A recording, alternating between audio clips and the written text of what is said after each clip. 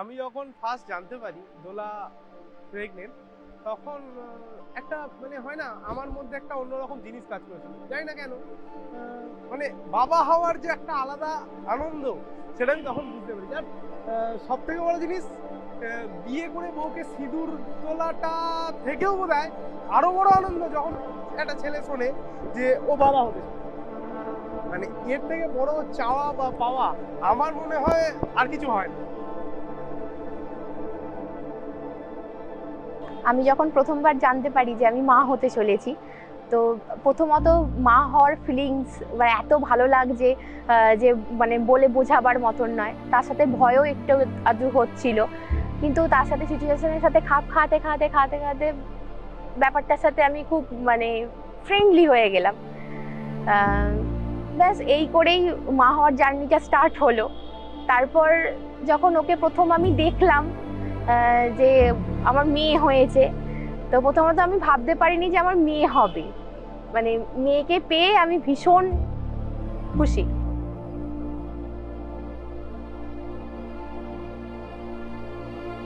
গল্পটা খুব ছোট, বাট ওই যে 26 তারিখ সকালবেলায় বউকে নার্সিংহোমে ভর্তি করলাম, মানে বউকে নার্সিংহোমে ভর্তি করার পর হয় না একটা ভেতর থেকে টেনশন কাজ করছে, ও ভেতরে কি করছে, মানে এই জিনিসটা আমার ভেতরে কাজ করছিল। আর কেন জানি না, ভেতর থেকে বারবার মানে একটা অন্যরকম ফিলিংস কাজ করছিল যে এখনই আমায় বোধহয় ডাকবে, এখনই বোধহয় আমায় ডাকবে, এই জিনিসটা আমার মধ্যে কাজ করছিল। আর ফার্স্ট অফ অল সব থেকে বড় জিনিস, যখন 26 তারিখ সকালবেলায় আমি ওকে ভর্তি করতে নিয়ে যাই, তখন আমার ফ্যামিলি থেকে আমি কাউকে নিয়ে যাইনি, শুধু আমি আর আমার বউ যাই। তারপরে আমার ফ্যামিলির সবাই আসে। মানে আসার পরে যখন সবাই শুনতে পায় যে মেয়ে হয়েছে, এটা শুনে বাড়ির লোক মানে কেন জানি না ভীষণ খুশি, আর তার সাথে সাথে আমি আরো খুশি। মানে কি বলবো, আনন্দে বাদ ধরে রাখতে পারি না, এরকম খুশি। আর মেয়ে হওয়া যে মানে এতটা আনন্দের হতে পারে, বাবা হওয়ার পর আমি সেটা বুঝতে পারছি যে না, এতটা আনন্দ হতে পারে।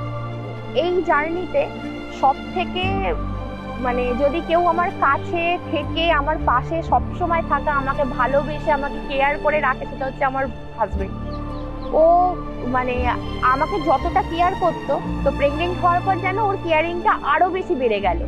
মানে মানে আমাকে মাটিতে পা রাখতে না দিলেই হয়তো ওর ভালো হতো, মানে এতটারই ওর ভালোবাসা। আর বিশেষত আমার প্রতি তো ওর ভালোবাসা আছেই, প্লাস মেয়ে মানে আমাদের মধ্যে একজন কেউ আসছে, সেটার কথা ভেবে ওর কেয়ারিংটা আরো ডাবল হয়ে গিয়েছিল।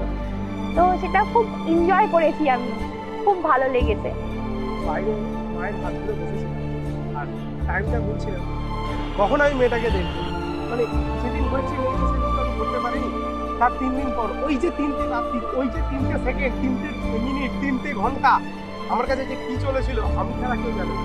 3 দিন পর যখন মেয়েকে হাতে নিলাম, যাই না বাবা মানে বাবা হওয়ার যে আলাদা অনুভূতি, সেটা ভেতর থেকে মানে চলে এলো সঙ্গে সঙ্গে সঙ্গে সঙ্গে তৎক্ষণাৎই আমার মনে চলে এলো যে বাবা হওয়ার একটা আলাদা অনুভূতি। হাতে মেয়েকে নেওয়ার পর কেন যাই না কি বলবো, ভেতরের একটা অন্যরকম জিনিস কাজ করে। প্রত্যেকটা মানুষের জীবনেই এরকম হয়, বাট আমার হয়তো একটু হলে বেশি কাজ করেছে, কারণ আমি 3 দিন তো মেয়েকে ধরতেও পারিনি, দেখতেও পারিনি। তার ফলে আমার একটা অন্যরকম ফিলিংস কাজ করেছিল ভেতর থেকে। যেদিন আমার ডেলিভারি হবে, তো সকালবেলা সকাল সকাল উঠে আমি হাজবেন্ডকে বললাম তুমি আমাকে নিয়ে নার্সিংহোমে চলো। তো ও আমাকে নিয়ে গেল, দিয়ে এবার আস্তে আস্তে প্রসেসিং চলছে।